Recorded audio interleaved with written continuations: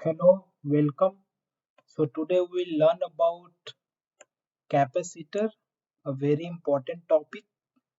So let's start.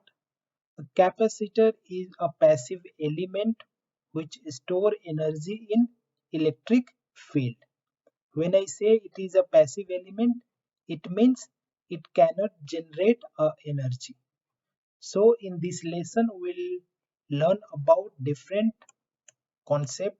One is what is the basic parameter to select a capacitor for any circuit. Okay.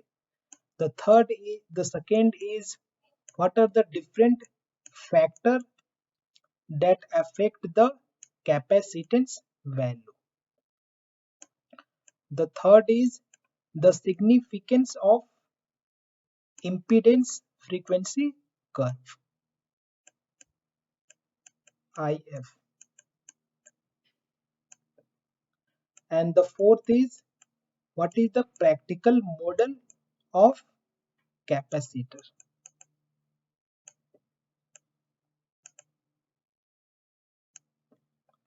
So we'll go one by one.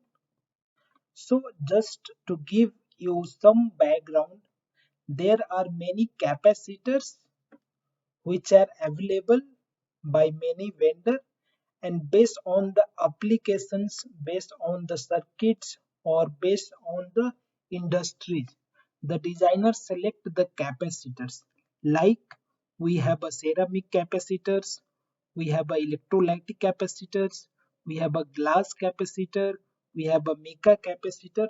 So based on the applications and the circuits, the designers select the capacitors. Now, what are the basic parameter to select a capacitors? The first is the capacitance. Okay, so the designer will calculate what is the value required for the particular circuits, and based on the value calculated, the designer will select the capacitance. For example, 10 microfarad or 20 picofarad. The second parameter is voltage rated. So as a rule of thumb, the designer select the voltage rated which is 2 or 3 times the required voltage.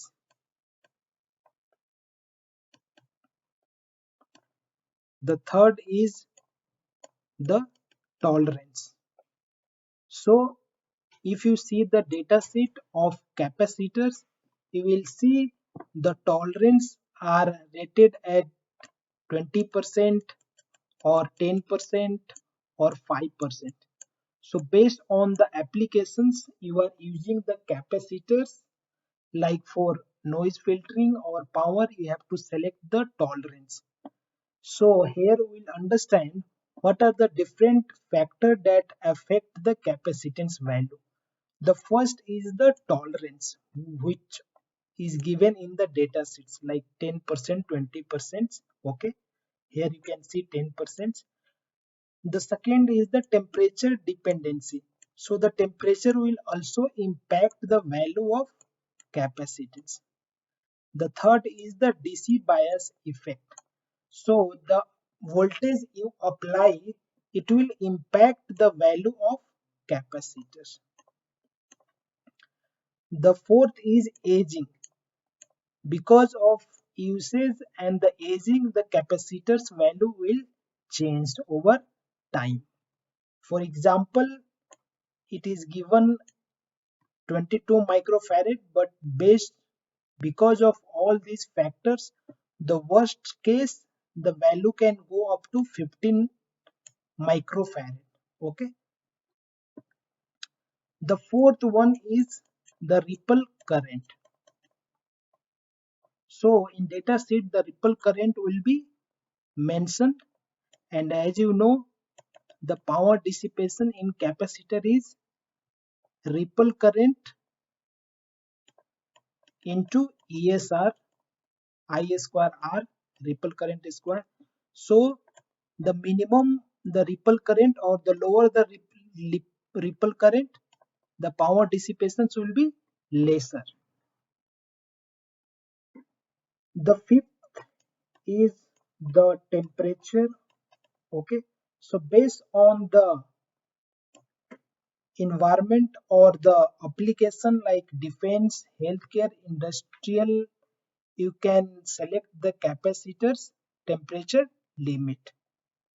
Okay, the sixth is package. Okay, based on the board size and the space, you can select 04, 02, 06, 03 or 08, 05. Okay, the seventh is impedance. Okay, so let's suppose you are designing a noise filter circuits or noise handling circuits to filter out the high frequency noise. It means you have to select the capacitors which has a lesser impedance at that noise frequency, so that all the high frequency noise will pass through that capacitance.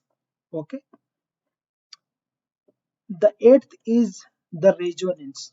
Okay, so as you see in the impedance frequency curve, after this self-resonating frequency, the capacitance does not exhibit the ideal behavior. So you have to select the capacitors which is operating in this range or which is below these frequencies, self-resonating frequency. Okay, and the last one is the practical model of capacitor.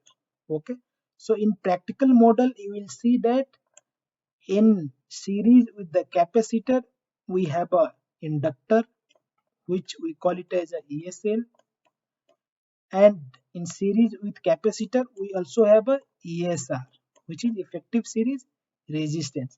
So this parameter will also be given in the datasheet. If yes, you have to also consider this. Okay, and in parallel with capacitors we have this leakage resistance, or we also call it as a IR, insulating resistance. This is defined by so as you know, the dielectric in capacitor is not ideal, so it will have some losses, and because of that losses some leakage current will flow between the electrode, which we call it as a I leakage. Okay, so I leakage into insulating resistance is equal to V, so IR equal to V divided by I leakage. So this is the insulating resistance. Thank you all.